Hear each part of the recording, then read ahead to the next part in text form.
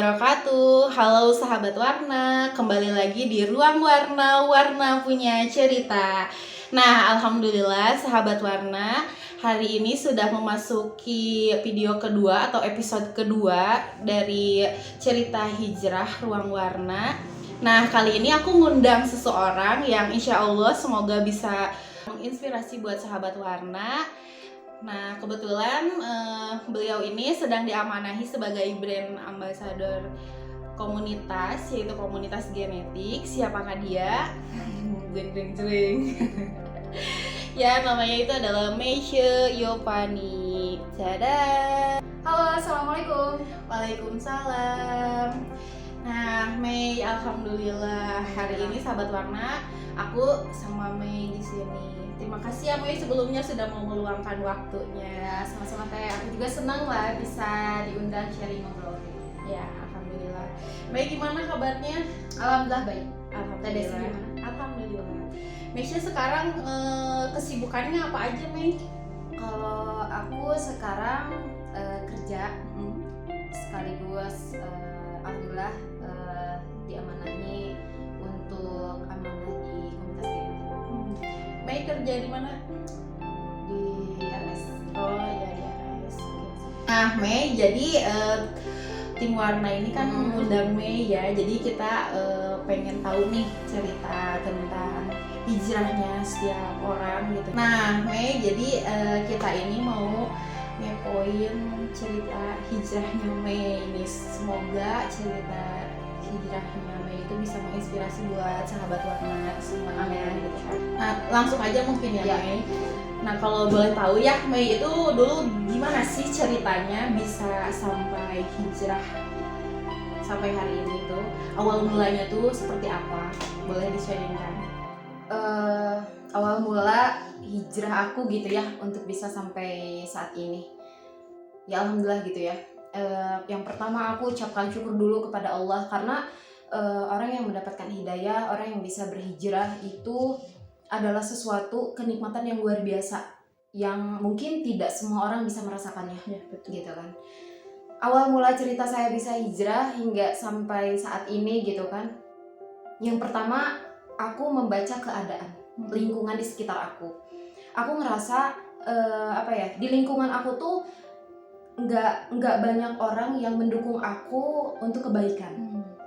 Jadi orang tuh benar-benar punya kesibukannya masing-masing, nggak memikirkan hal-hal untuk akhirat dan lain sebagainya gitu. Dari kecil aku juga bukan latar belakang dari keluarga yang religius gitu, yang begitu paham agama atau pesantrenan, bukan gitu. Tapi aku punya mimpi, harapan gitu. Kok kenapa ya kita kayak gini aja gitu, ngerasa flat aja hidup tuh gitu. Aku punya banyak teman, aku punya banyak sahabat gitu, tapi ngerasa flat aja gitu. Akhirnya aku cuma bisa berdoa. Ini benar, teman-teman, luar biasa banget ya kalau kita selalu mendahulukan berdoa sebelum kita berikhtiar. Karena kan memang untuk berikhtiar tuh, sebelum ikhtiar tuh memang harus doa dulu gitu kan ya. Saya minta sama Allah, ya Allah, kenapa ya lingkungan saya ini tidak mendukung hijrah saya gitu kan. Apa yang harus saya lakukan? Gimana saya akan menjadi pribadi yang lebih baik lagi ketika lingkungan atau keadaan tidak mendukung saya gitu kan. Akhirnya saat itu Allah pertemukan aku dengan seorang guru ngaji.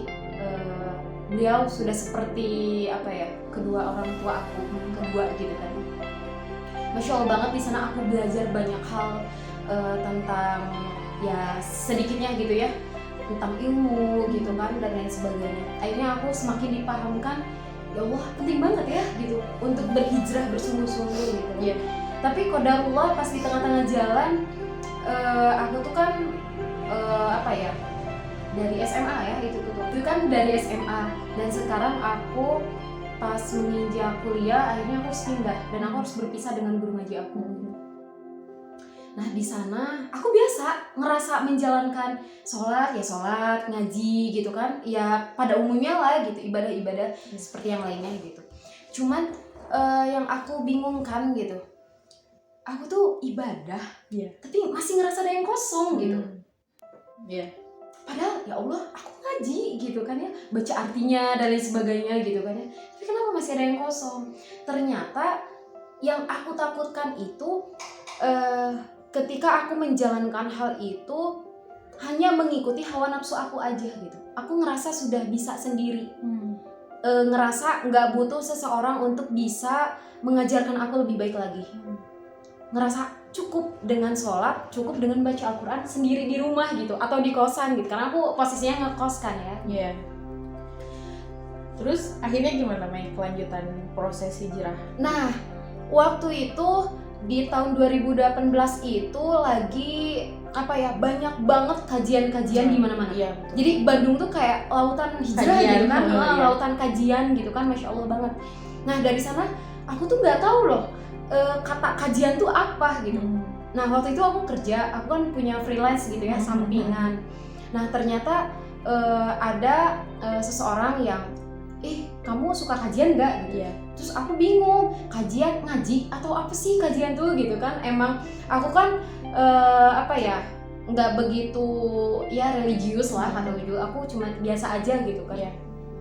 Nah akhirnya aku penasaran kajian tuh apa sih? Terus lihat di Instagram gitu kan, di media-media lainnya, wah orang-orang banyak banget nih yang hijrah. Emang hijrah tuh apa gitu? Masih belum tahu. Iya. Itu asing banget buat aku. Akhirnya aku nyari tahu dan ternyata waktu itu di TSM. Di TSM kan lagi banyak ada Ustadz Hanan Ataki, ada Hidayah, banyak lah gitu. Akhirnya aku tuh selalu mencari jadwal agar nyempetin lah gitu. Pulang kerja langsung kajian-kajian sebagainya. Nah, kadang kan kalau pulang kerja itu suka telat gitu. Nyampainya udah setengahnya kita baru tahu gitu ya. Jadi ngerasa nggak maksimal aku mendapatkan kajian itu gitu. Terus pas di akhir penutupan, pas mau bertanya selalu aja nggak kebagian. Karena mungkin aku sadar juga gitu, ini murid, ini yang nonton bukan cuma aku, bukan nonton apa ya, yang thalabul ilmi bukan hanya aku gitu kan. Akhirnya gimana ya, aku tuh pengen hijrah gitu ya, pengen kayak orang-orang, masih ngikutin ego gitu kan. Kayaknya asik nih ya gitu kajian anak-anak hijrah kayak gitu, keren gitu kan ya. Nah dari sana aku punya temen SMA gitu. Kebetulan dia juga seneng kajian-kajian kayak gitu. Terus waktu itu aku datang siang-siang jam 2 siang ke TSM. Anehnya kajian itu waktu itu harusnya udah asar, tapi nggak ada apa ya, umbul-umbul gitu ya, orang-orang mau kajian. Terus aku bingung, ini mau ada kajian nggak ya gitu ya. Ternyata si temen aku yang ngasih tahu aku tuh bilang ternyata dia salah ngeliat jadwal, bukan hari itu. Nyesek juga kan ya, lumayan gitu.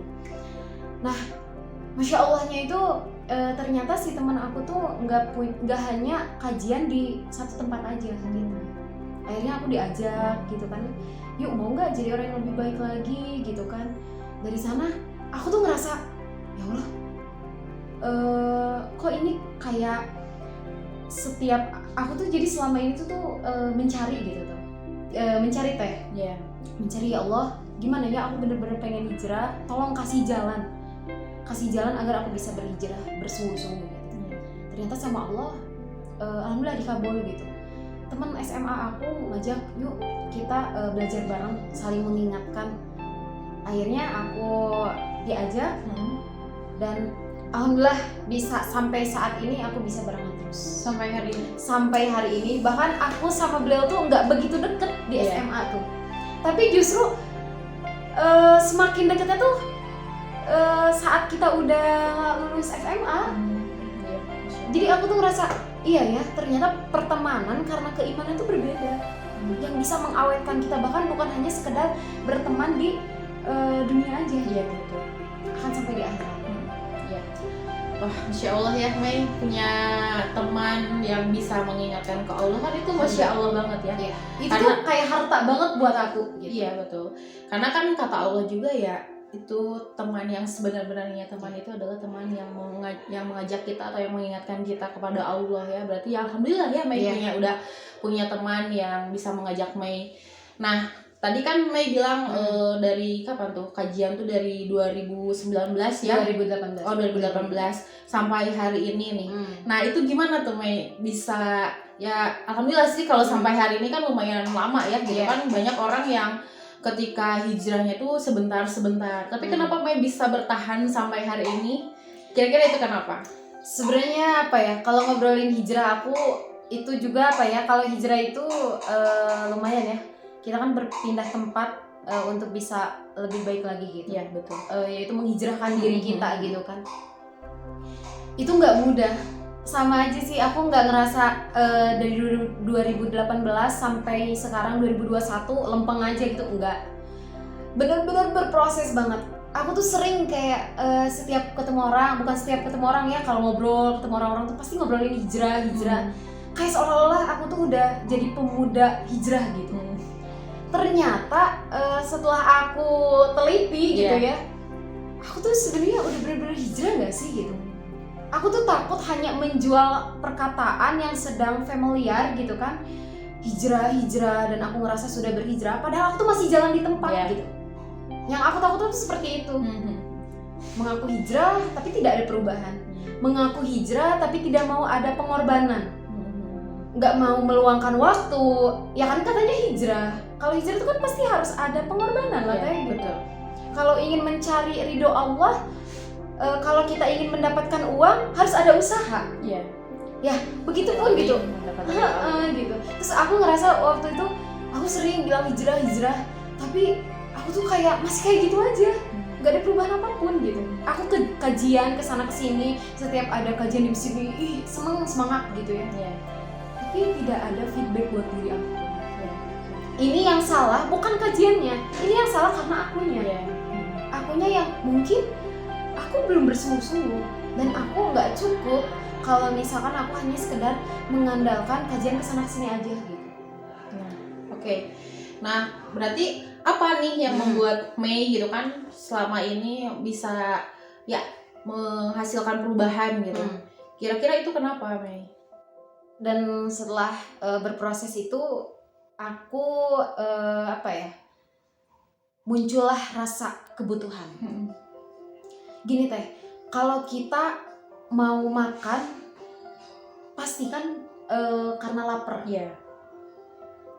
Lapar gak lapar ya tetap aja gitu, mau nahan lapar juga tetap kan pengen makan gitu.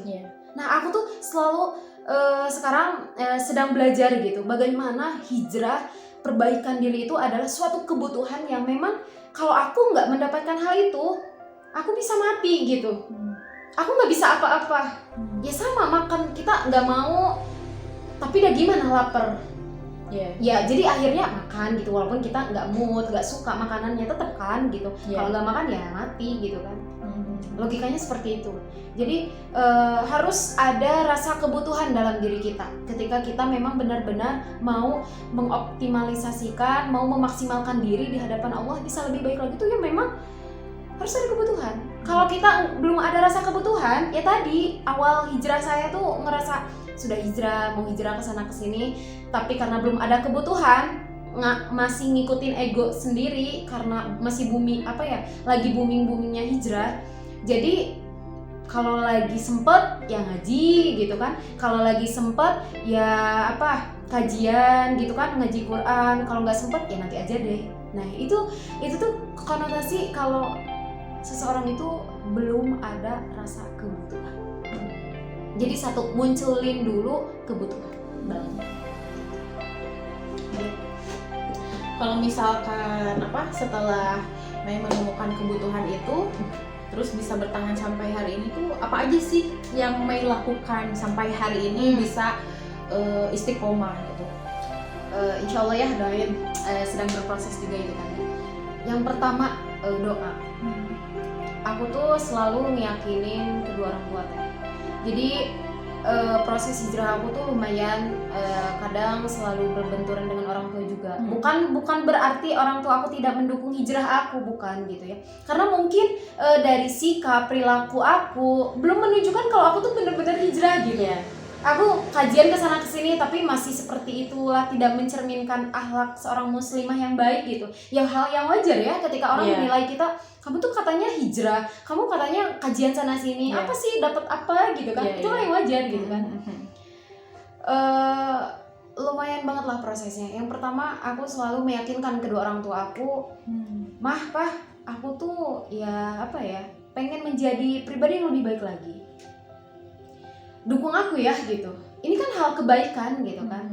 Ya terutama aku tuh kalau ada kegiatan di luar, walaupun aku sekarang posisinya ngekos, aku tetap laporan ke orang tua.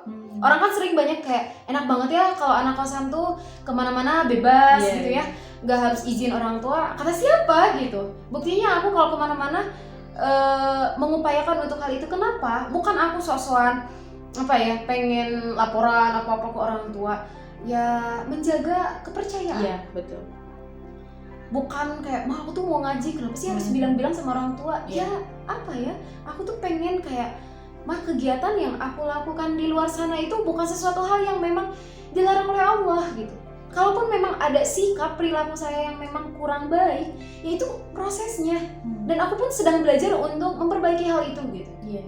Dan alhamdulillah awalnya tuh kan kayak aku kan dulu masih apa ya, hijab tuh masih belum sempurna lah gitu ya. Terus masih nggak pakai kaos kaki gitu kan ya. Karena aku berpikir ya cukup berhijab aja gitu. Kalau kaki tuh kayak berpikir kayak bukan aurat gitu. Sampai aku tuh sering banget dibilangin sama teman-teman atau sama keluarga sendiri, kamu sakit. So aku selalu berpikir gini, emang yang pakai kaos kaki orang sakit aja? Gitu tadi ya logikanya. Ternyata dicari tahu lah, Masya Allah banget gitu. Dan itu proses untuk bisa pakai kaos kaki aja lumayan banget gitu.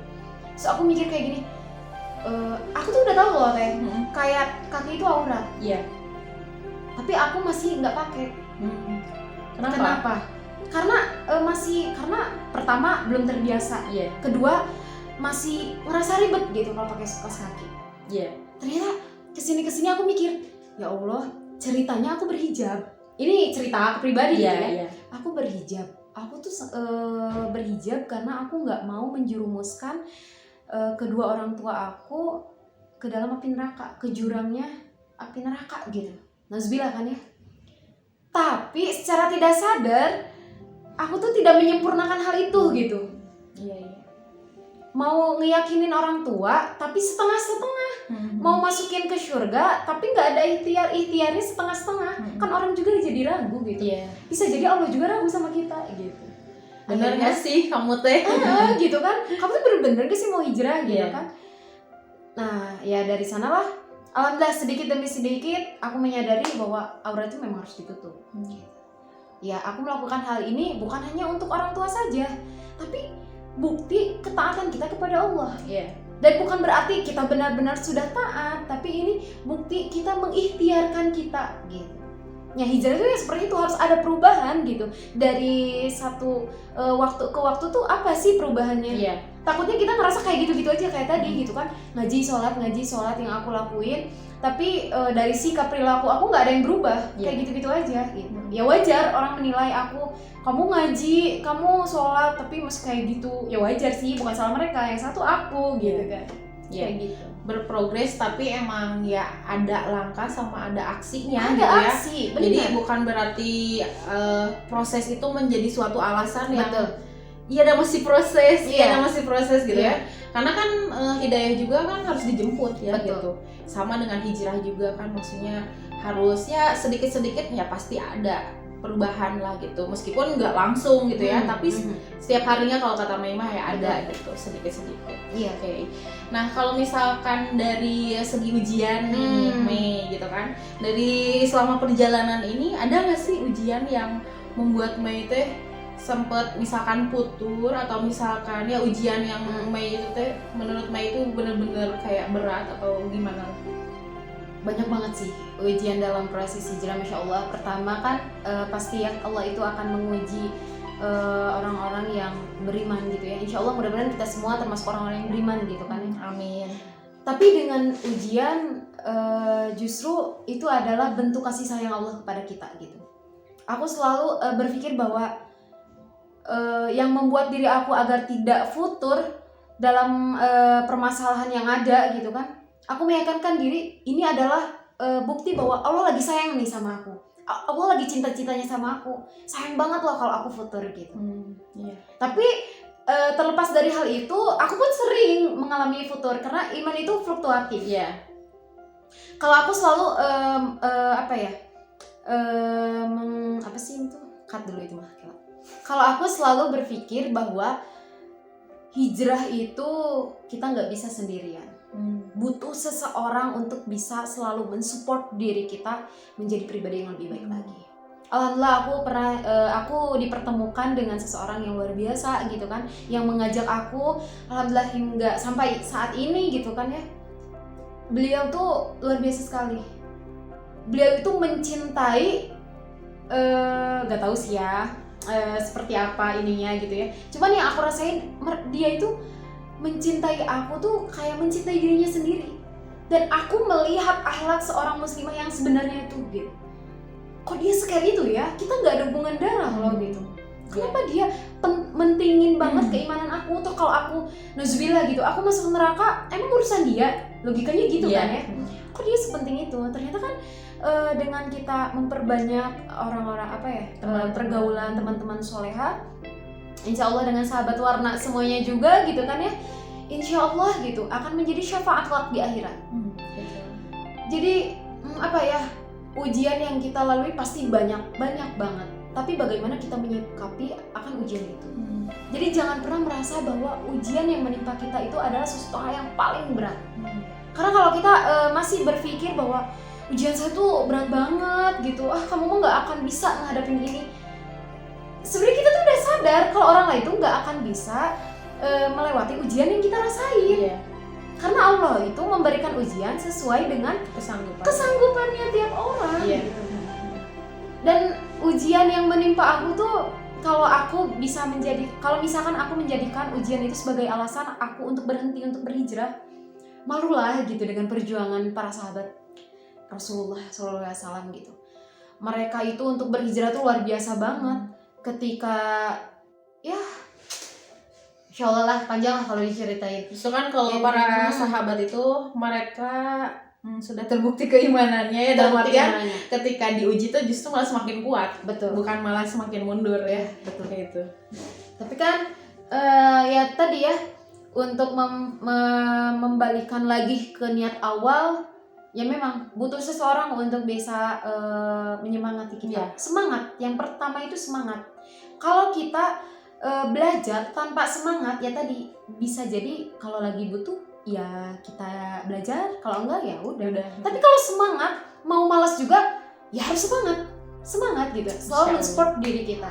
Itu sih itu konsep dalam hidup, agar diri kita itu selalu berpikir bahwa apapun yang kita hadapi itu adalah bukti cintanya Allah kepada kita. Tapi ya tadi di balik itu kan bisa jadi itu ujian atau bisa jadi itu teguran mengingatkan atau cara Allah untuk menghapuskan dosa-dosa kita gitu. Positifnya seperti itu. Jadi jangan berpikir Allah benci gitu ya sama saya, kok Allah sebegitunya ya ngasih ujian kepada saya gitu. Bisa jadi itu tuh bukti bahwa Allah tuh pengen banget mensucikan kita gitu dengan ujian dengan apa ya, teguran-teguran yang memang kita dapatkan. Insya Allah ya. Tapi Mei, berarti dirimu sampai hari ini pun ada kegiatan ngaji, kajian sama temen yang waktu itu ngajak ya?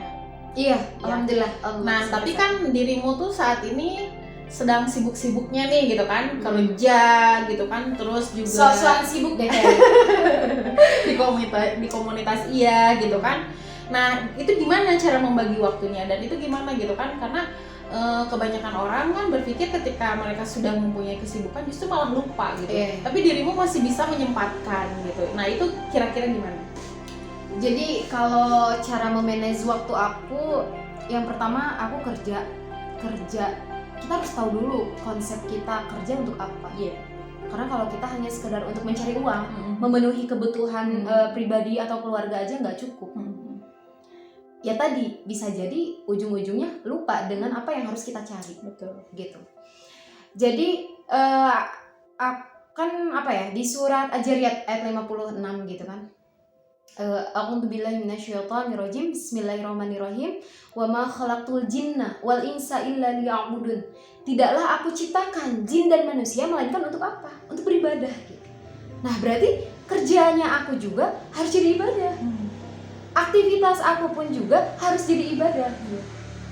Nah, sekarang kalau konsep kita sudah diawali dengan ibadah, terus aku kerja untuk ibadah ceritanya, tapi malah menjauhkan diri aku dengan Allah. Itu kan ada yang salah berarti dengan konsep kehidupannya. Jadi kalau kita mau menjalankan sesuatu juga harus terkonsep kan gitu. Harus selaras gitu. Kalaupun ada perbedaan, balikin lagi ke awal gitu. Nah, sama. Jadi kalau dibilang kita punya kesibukan, pasti bukan hanya kita, bukan hanya aku, semua pun pasti punya kesibukan. Yang nganggur pun sibuk Yang nganggur pun sibuk cari kerja. Sibuk cari kerja, sibuk mikirin gimana ya ini gitu kan. Jadi nggak ada yang santai-santai aja sebenarnya gitu. Jadi malulah kalau kita menjadikan kesibukan kita kerja sebagai alasan agar kita tidak menuntut ilmu, tidak mendekatkan diri kepada Allah, itu sebagai alasan aja. Karena kita tuh masih bisa dalam gini nih, logikanya 24 jam. Kerja berapa sih? Kan nggak nyampe 24 jam. Kurang lebih 7 sampai 8 jam. Masa iya sisa waktu itu kita nggak ada banget buat Allah gitu. Ya kan aku tiap hari sholat misalkan logikanya. Aku juga sampai nyempet-nyempetin ngaji, ya tapi nggak cukup dengan hal itu gitu. Aktivitas kita itu sayang banget lah ketika Allah masih memberikan kita usia yang ya sampai hari ini masih bisa beraktivitas gitu. Kenapa tidak diluangkan hal-hal yang lebih bermanfaat? Aku tuh nggak mau kalau zaman sekarang tua sia-sia gitu, muda sia-sia, tua sia-sia pun aku nggak mau. Jadi kalau kita hanya berpikir, aku nggak mau muda sia-sia, kan bisa jadi pilihannya tua sia-sia gitu, Nazubillah kan ya. Tapi aku nggak mau muda sama tua sampai mati pun nggak mau sia-sia. Berarti apa? Berarti kita harus maksimalkan waktu kita untuk terus beribadah kepada Allah, mengatur waktu, kesibukan apapun. Bahkan kan dengan kesibukan kita pun jangan sampai kita lupa ke Allah. Bisa sambil berzikir. Nah, salah satu ikhtiar untuk bisa lebih dekat sama Allah tuh harus memperbanyak mengingat Allah. Kita targetkan, misalkan bangun tidur, hal apa nih yang harus kita lakukan? Misalkan gitu ya, mensibukkan diri dengan gimana caranya kita biar ingat terus sama Allah. Zikir minimal dalam satu hari 100 kali. Atau keberatan 100 kali, 50 kali. Kalau masih berat, ya minimal sekali gitu kan. Ya biar apa? Biar kita nggak lupa ke Allahnya gitu. Banyaklah hal-hal yang bisa membuat diri kita istiqomah. Jadi buat sahabat warna semuanya, kita tuh harus punya semangat dalam diri kita. Kalau bukan kita yang semangat, ya siapa lagi gitu. Kalau kita hanya menunggu semangat dari orang lain, ya ujung-ujungnya kecewa gitu, berharap pada sesuatu hal yang memang belum pasti orang juga nyemangatin kita. Jadi bergantung ke orang gitu. Kan hijrah juga buat diri kita sendiri. Buat diri kita, untuk siapa? Untuk Allah gitu. Walaupun sebenarnya Allah tuh nggak membutuhkan hal itu gitu.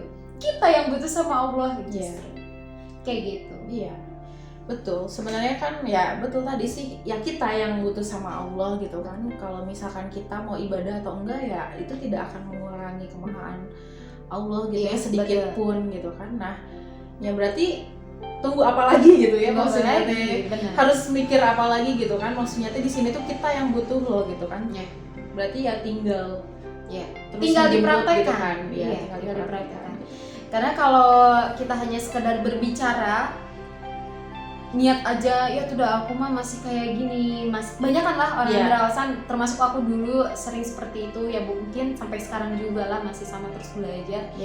Kayak aku masih kayak gini, kayaknya belum bisa deh kayak gini ya kalau belum kayak gini, itu PR-nya harus seperti apa gitu, bukan stuck aku masih kayak gini, tapi ya tidak ada upgrading diri gitu, ya what for gitu kan.